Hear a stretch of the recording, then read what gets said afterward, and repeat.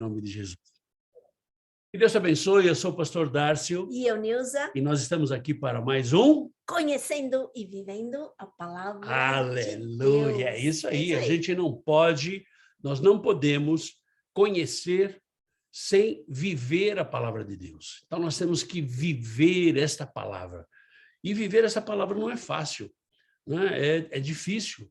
É difícil porque nós temos que renunciar às coisas que nós fizemos toda a vida errada. E aí você aprende a coisa certa, e a coisa mais difícil é a gente fazer a coisa certa. E eis que tudo se fez novo. A partir do momento que você conhece esse Jesus Cristo, que veio para te salvar, te dar vida eterna, te deixar cheio do Espírito Santo de Deus, com gozo, alegria, vida em abundância. Aleluia! Essa vida que Jesus dá para você. Eu queria convidar você aqui a fazer parte da nossa comunidade Crer. Isso, a comunidade Crer. Conectar, relacionar, ensinar e restaurar. Esse é o nosso propósito. E também, tendo sempre estudos em português, e também temos também o Crer, que é em espanhol, que também conectar, relacionar-se, ensino, e exposição e a restauração. Então, nós temos horários diferentes, mas as reuniões são sempre com o mesmo ID e a mesma senha. Então, você pode escolher ou pode participar dos dois. Fiquem à vontade, são muito bem-vindos para que a gente possa conhecer mais e que nós possamos aprender a viver mais essa palavra e a promessa milhares de promessas que tem aí na Bíblia para cada um de nós. Então, a gente quer que você conheça e que você possa viver com intensidade cada uma delas na sua vida, em nome de Jesus. E a nossa Rádio Vida e Arte. Que faz parte aí, né, do nosso ministério, que não é um ministério nosso da Nilza e meu, né? É um ministério do Senhor, que Ele coloca na nossa mão, para que você, junto conosco, levemos isso adiante. E nós somos o corpo de Cristo.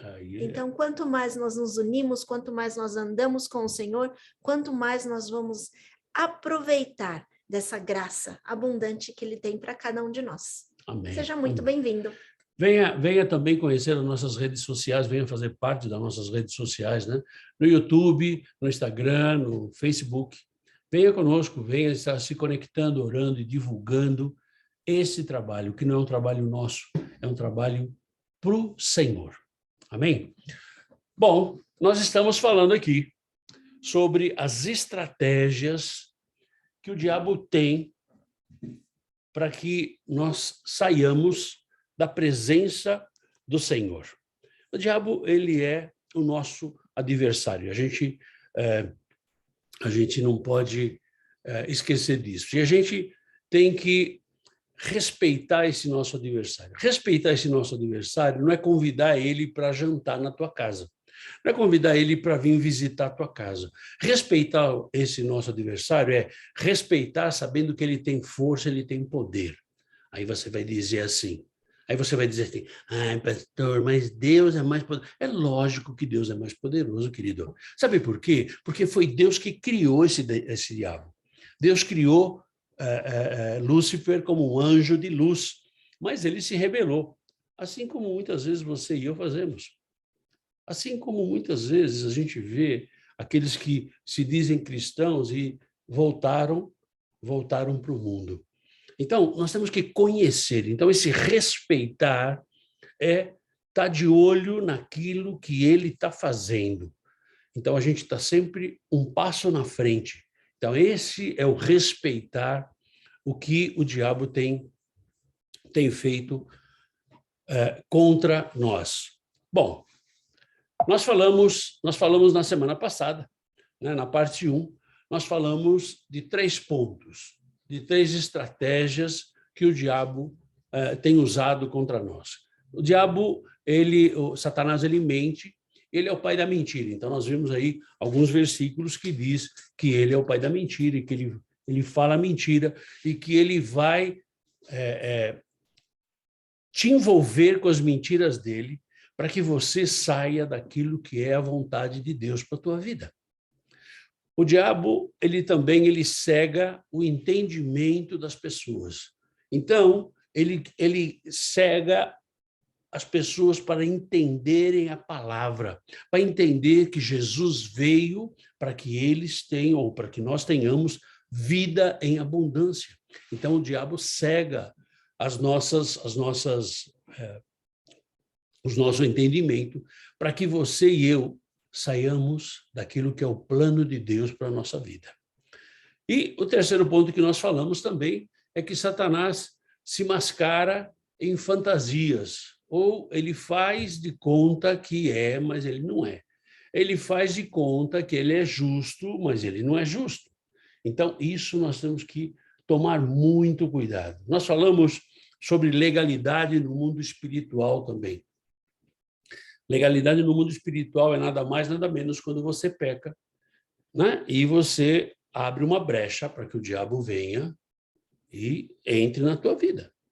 E Deus é tão justo, né? Se você for lá no estudo que nós fizemos sobre atributos de Deus, que está lá ou aqui no YouTube, você vai no estudo e você vai ver, né, que um dos atributos de Deus, um não supera o outro, um não se sobrepõe ao outro, é a justiça.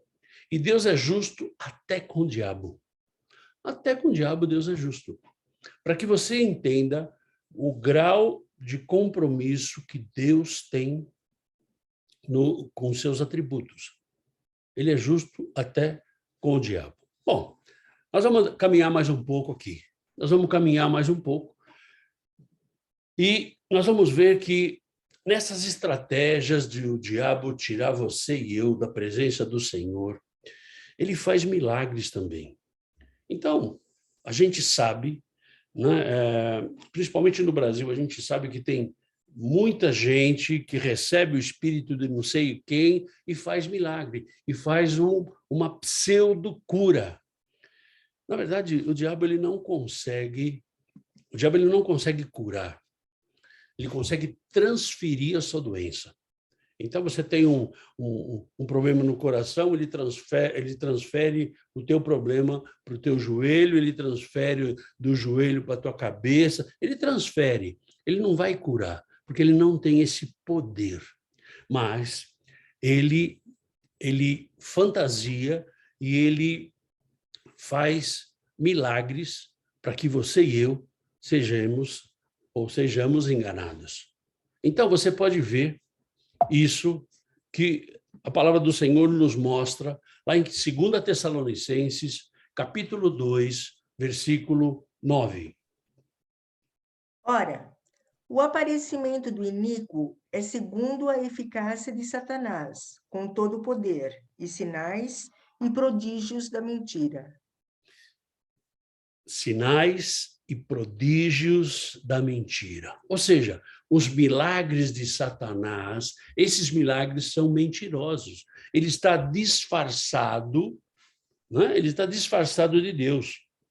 Muitas vezes a gente tem visto igrejas que parecem que têm o poder de Deus, mas na verdade não têm o poder de Deus, têm o poder de Satanás.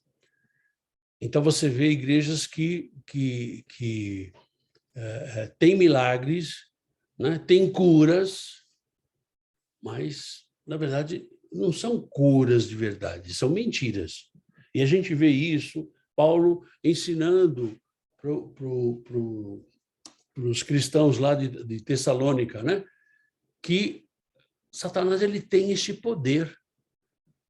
Ele tem esse poder, né? Ele tem esse poder. Agora, você e eu, se somos cheios do Espírito Santo, nós temos que ter discernimento. Então, discernimento, você vai conseguir entender,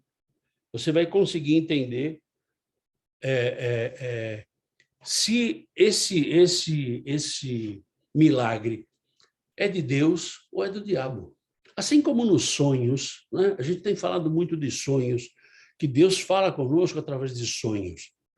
Então, quando você tem um sonho, e você levanta, e você acorda com esse sonho, você tem que orar ao Senhor e perguntar para Ele, Senhor, se for seu, revela. Se não for seu, que eu esqueça. Porque o diabo ele vai trabalhar também com os seus sonhos. Ele faz milagres? Faz.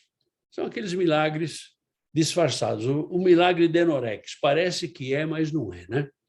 E Jesus fala lá em Mateus capítulo 24, versículo 24. Porque surgirão falsos cristos e falsos profetas, operando grandes sinais e prodígios para enganar, se possível, os próprios eleitos. Ou seja, quem são os eleitos? São os cristãos. Ou seja, ele vai enganar os cristãos? Pois é. Se você não tem a sabedoria, o discernimento do Espírito, se você não tem a tua vida consagrada ao Senhor, o que vai acontecer é que você vai ser enganado. Você vai ser enganado. E aí não tem por onde. Né? A estratégia de Satanás vai ter sucesso na tua vida. E Jesus já nos alertava sobre isso. E muitas vezes a gente ou dá uma de ouvido de mercador, né? Faz que não é comigo. Mas, na verdade, Deus está falando, Jesus está falando com você e comigo. Ele não está falando só com você, está falando comigo também. Então, nós temos que estar firmes. Nós temos que buscar a sabedoria e o discernimento do Senhor. E Jesus continua lá em Mateus capítulo 7, versículo 22 e 23. Muitos naquele dia hão de dizer-me: Senhor, Senhor, porventura não temos nós profetizado em teu nome, e em teu nome não expelimos demônios, e em teu nome não fizemos muitos milagres? Então lhes direi explicitamente: nunca vos conheci. Apartai-vos de mim, os que praticais a iniquidade. Vos direi explicitamente.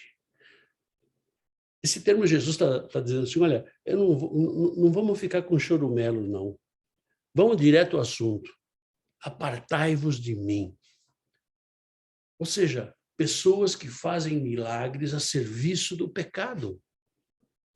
Pessoas... Então, se você lê esse capítulo 7 do livro de Mateus, você vai ver que eram pessoas que faziam milagres, mas que não eram cristãos. Pastor, então quer dizer que... eu quero dizer isso mesmo. Eu quero dizer isso mesmo. Que Satanás, ele faz milagres para enganar os servos do Senhor. Para enganar você e eu. Ele vem atormentar a nossa vida, ele vem tirar o nosso sossego. Ai, pastor, como é que eu faço? Querido, revesti-vos com a armadura de Deus. Revesti-vos com a armadura de Deus. Seja um ser espiritual. O Senhor deseja que nós sejamos mais espirituais. Nós somos muito carnal, a gente só pensa... Se você lembra da meditação que nós fizemos no domingo, né? Da palavra que o Senhor trouxe para nós no domingo, sobre a nossa ansiedade. Rapaz, nós somos um poço de ansiedade. Eu falei nós, eu não falei você, eu falei nós. Porque a coisa não está acontecendo, porque a coisa devia acontecer, e porque eu acho que não vai dar, porque eu acho que vai dar. Querido, descansa no Senhor. Saiba que Satanás ele pode pintar e bordar, mas se você está cheio do poder do Espírito Santo, ele não vai ter poder sobre a tua vida. Ele não vai ter poder sobre a tua família. Ele não vai ter poder sobre a tua herança. Então, querido, em nome de Jesus, que nós tenhamos sabedoria e discernimento para que a gente consiga identificar aquilo que o diabo está fazendo, ainda que pareça um milagre. Ainda que pareça um milagre. Mas ele está agindo. A quinta estratégia que a gente vê aqui de Satanás é que Satanás ele tenta você e eu para que a gente peque, né? Foi isso que ele fez com Jesus. Você lembra? Você lembra que Jesus estava 40 dias e 40 noites em jejum. Jesus fazia um jejum completo.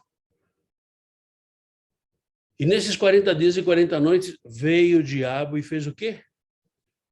No momento de mais fraqueza, vamos dizer assim, física de Jesus, ele levou Jesus para tentá-lo. Só que Satanás tentou Jesus, mas sem sucesso nenhum. E muitas vezes o que acontece na nossa vida é que ele não precisa nem fazer muita força, né? Ele não precisa nem fazer muita força. Então, uma estratégia dele é tentar você e eu para que nós pequemos. E, de novo, ele vai usar o quê? Ele vai usar o sexo, ele vai usar a soberba, ele vai usar a arrogância, ele vai usar a luxúria. É isso que ele vai usar. Coisas que nos atraem, as riquezas desse mundo. E aí a gente vê em Lucas capítulo 2, versículos de 3 a 6. Ora, Satanás entrou em Judas, chamado Iscariotes, que era um dos 12. Este foi entender-se com os principais sacerdotes e os capitães sobre como lhes entregaria a Jesus. Então eles se alegraram e combinaram em lhe dar dinheiro. Judas concordou e buscava uma boa ocasião de lhe o entregar sem tumulto. Ou seja, se a gente for lá em Mateus 4, a gente vai ver que o diabo levou Jesus para o deserto, mas ele não teve sucesso. E se a gente vem aqui para Lucas 22, a gente vai ver que o diabo tentou a Judas e ele teve sucesso. Como você acha que o diabo vai tentar você? Na verdade, ele foi tentar Jesus na fraqueza dele, na fraqueza de ser humano dele, porque ele estava 40 dias sem comer, sem beber, ele estava de jejum. Então, ele foi na fraqueza dele. E como ele foi com Judas? Na fraqueza de Judas. Qual era a fraqueza de Judas? Era o dinheiro. O negócio dele era grana. E ele foi na fraqueza de Judas. E você acha que ele não está tramando na tua fraqueza e na minha fraqueza? Que, na verdade, né? Como diz uma querida nossa, vamos combinar. Né? Vamos combinar. Ele conhece cada ponto da nossa vida. Ele sabe exatamente os pontos fracos da nossa vida. E ele vai tentar. Ele vai tentar a ponto de fazer com que você e eu saiamos da presença do Senhor. Ele vai fazer, ou ele vai tentar fazer com que você e eu percamos a bênção que Deus tem para nós. E a gente vê Paulo aqui falando aos Coríntios, lá em 2 de Coríntios, capítulo 11, versículo 3. Mas receio que, assim como a serpente enganou a Eva com a sua astúcia, assim também seja corrompida a vossa mente e se aparte da simplicidade e pureza devidas a Cristo. Ou seja, Paulo conhecia a igreja de Corinto. E, na verdade, muitas características da igreja de Corinto a gente vê hoje no nosso mundo, no mundo que a gente vive. E Paulo, ele falou, olha, eu tenho receio, sabe? Eu estou preocupado com vocês que se dizem cristãos, porque, na verdade, a serpente ela é muito astuta. E ela vai trazer uma forma, fazer um jeito para que você peque, para que você perca a tua bênção, para que você saia da presença de Deus. Ela vai achar um jeito. E Paulo falava lá com o pessoal de Corinto, né? Para que a sua mente não seja corrompida. Então, muitas vezes, eu recebo vídeos do YouTube de pastores, né? De pessoas que, pastor, vê isso aqui. Pois é, eu gosto muito dessas coisas, mas eu vejo. Se a pessoa pede a minha opinião, eu vou ver, eu vou assistir. Ainda que seja duro, que muitas vezes é duro, né? Mas muitas vezes o que eu vejo são cristãos que estão se corrompendo com palavras doces, não com verdadeiro evangelho, onde Satanás tem tomado conta das pessoas e levado as pessoas ao pecado, levado as pessoas à mentira, levado as pessoas a perderem a sua relação com Deus. E a palavra de Deus, ela está aí para servir de bússola para a nossa vida. De bússola, nós não podemos simplesmente achar que, olha, comigo não vai acontecer. Querido, o apóstolo Paulo diz, aquele que está de pé, cuide para que não caia. Isso eu tenho que falar, né, para você e tenho que falar para mim olhando no espelho. Eu tenho que ficar de pé, eu tenho que me cuidar. Como pastor, como servo de Deus. Porque você é pastor. Não, porque eu sou pastor, não, porque eu sou cristão. Porque eu tenho as marcas de Jesus na minha vida e você deve ter também. Porque nós fomos resgatados através do sangue de Jesus. Então, Satanás ele vai trazer essas estratégias, ele vai movimentar o inferno para que você e eu pecamos. E quando nós pecarmos, nós saímos da presença de Deus. Mas, glória a Deus, que nós temos a Jesus como nosso advogado, né, que vai interceder por nós diante do Pai.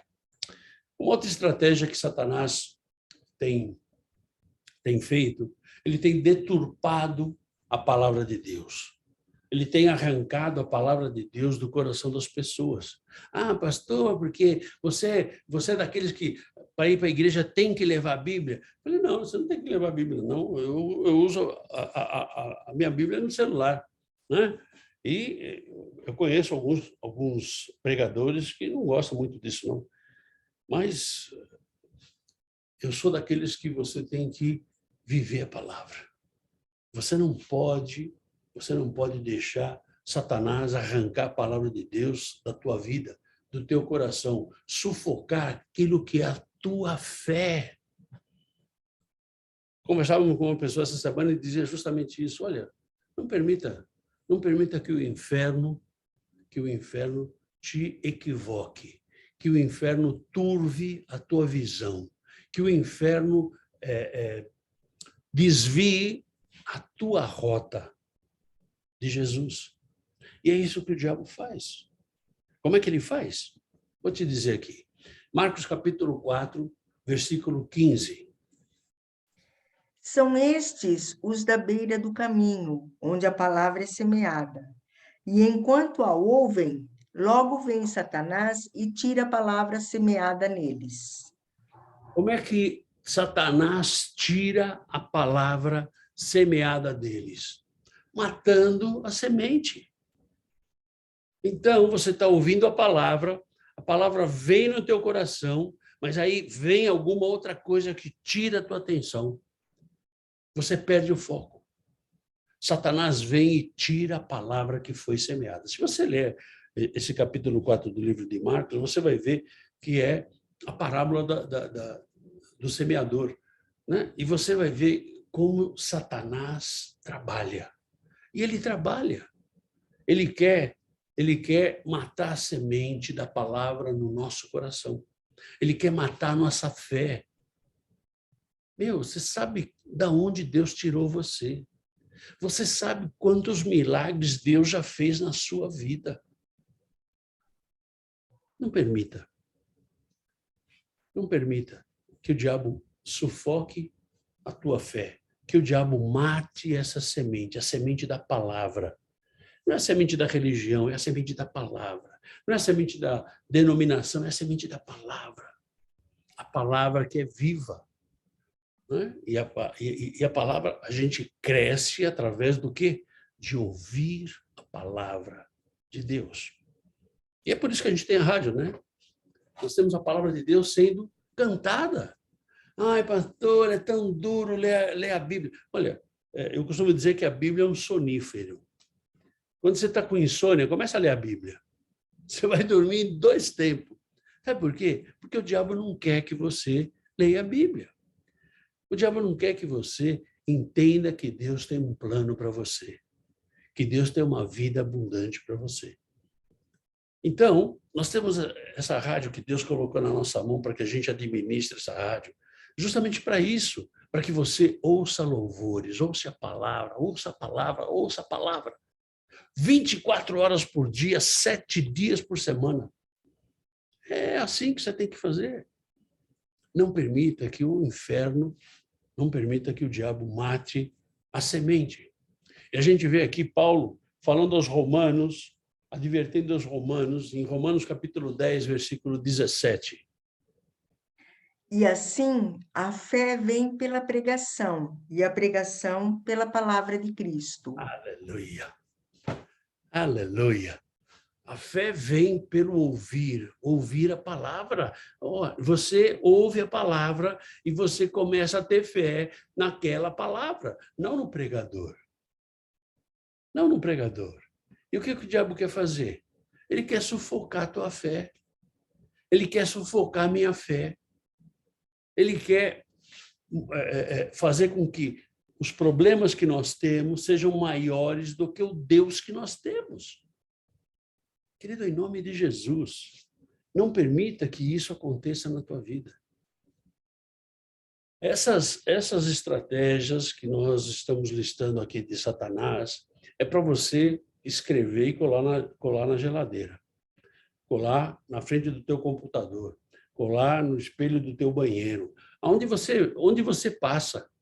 Para quê? Para que você tenha isso memorizado, para que você tenha isso atento na tua mente, para que você não perca aquilo que o diabo pode fazer na tua vida. Não, você não vai permitir, em nome de Jesus. Em nome de Jesus. Mas ele continua aqui. Graças a Deus, Paulo escreveu para Chuchu. Ele fala aqui em 1 Tessalonicenses, capítulo 3, versículo 5. Foi por isso que, já não me sendo possível continuar esperando, mandei indagar o estado da vossa fé, temendo que o tentador vos provasse e se tornasse inútil o nosso labor.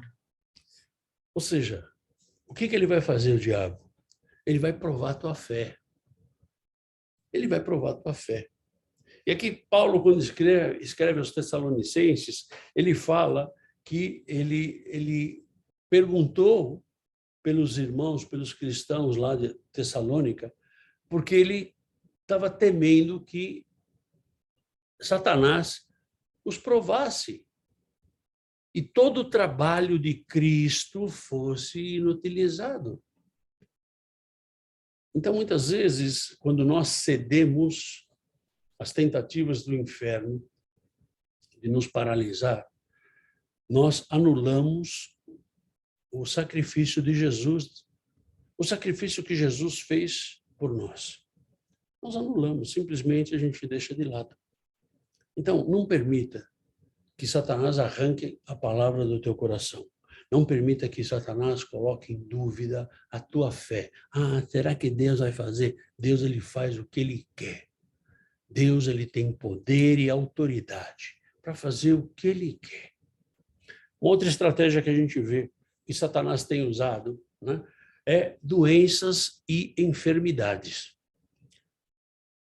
Na verdade, se você ler um pouquinho lá na palavra, você vai ver que Jesus viu Satanás como aquele que havia causado doença. E a gente vê isso em Lucas, capítulo 13, versículo 16. Por que motivo não se devia livrar deste cativeiro, em dia de sábado, esta filha de Abraão, a quem Satanás trazia presa há 18 anos? Aleluia. Sabe o que é isso? Aí nós vamos entrar numa discussão teológica, mas eu não quero entrar em discussão teológica. E eu não vou discutir. Por quê? Porque tem a linha presbiteriana, tem a linha batista. Eu não vou discutir isso. Eu não vou discutir isso. Eu creio em enfermidades espirituais. E aqui Jesus fala que existia. E que existe. Né? Tinha aí uma mulher há 18 anos. E a enfermidade não era uma enfermidade física, era uma enfermidade espiritual que refletia no físico dela. Ah, pastor, você quer dizer, então, que muitas das nossas enfermidades podem ser espirituais? Sim. Mas são espirituais? Bom, isso aí você tem que orar. Você tem que orar. Nós vamos ver aqui que Satanás, ele realmente, ele vai trazer enfermidades para a tua vida. Ele pode. Ele vai trazer só se você e eu dermos legalidade no mundo espiritual. Só se você e eu dermos autoridade para que o diabo chegue até Deus e fale, está vendo, Deus, olha lá o pastor Dárcio, ele se diz teu servo e é o que ele está fazendo. Então eu quero a tua autorização para ir lá e sarandear e peneirar esse homem aí. E sabe o que vai acontecer? Deus vai falar assim, tá bom, vai lá. Assim como ele fez com Jó. Né? E a gente já viu isso, né? E nós já vimos isso em outras oportunidades. Atos capítulo 10, versículo 38. Como Deus ungiu a Jesus de Nazaré com o Espírito Santo e com poder, o qual andou por toda parte, fazendo o bem e curando a todos os oprimidos do diabo, porque Deus era com ele. Ou seja, o diabo muitas vezes, ele oprime as pessoas com enfermidade. Esse também é um dos seus desígnios, é uma das suas estratégias. A opressão do diabo. Então, são as enfermidades que o diabo vai usando, né, para que você esteja preso. Eu não sei quantos de vocês já viram uma cura espiritual. Eu já vi uma cura espiritual feita por Deus, e eu já vi uma cura espiritual feita pelo diabo. E, na verdade, queridos, você vê que a cura espiritual feita pelo diabo, na verdade, ele só movimenta a cura. Ou seja, ele troca a enfermidade. A cura não existe, ela não perdura. E a cura feita por Deus, ela é exterminada. Simplesmente a enfermidade acaba. Não importa qual seja a enfermidade. Se for do plano de Deus, que você seja curado de AIDS, que você seja curado do Covid, que você seja curado do câncer, Ele vai curar. Não existe enfermidade que Deus não possa curar. O que existe é um plano de Deus. O que existe é aquilo que Deus quer fazer na nossa vida. Então, existe enfermidades espirituais, existe a opressão do diabo, e a gente confirma tudo isso na palavra. E a gente vê Paulo aqui falando em 2 de Coríntios, capítulo 12, versículo 7. E para que não me ensoberbecesse com a grandeza das revelações, foi-me posto um espinho na carne, mensageiro de Satanás, para me esbofetear, a fim de que não me exalte. Ou seja, isso aqui é o que acontecia com Paulo, né? Então, nós vemos aqui Deus dando a permissão para Satanás. Né? Mas não cometa o erro de dizer que toda a doença é obra do diabo, porque isso é errado. Nem toda doença é obra do diabo. Certamente, mesmo quando um espinho na carne, que é o caso de Paulo aqui falando, é o desígnio de Deus para a nossa santificação, também pode ser mensageiro de Satanás.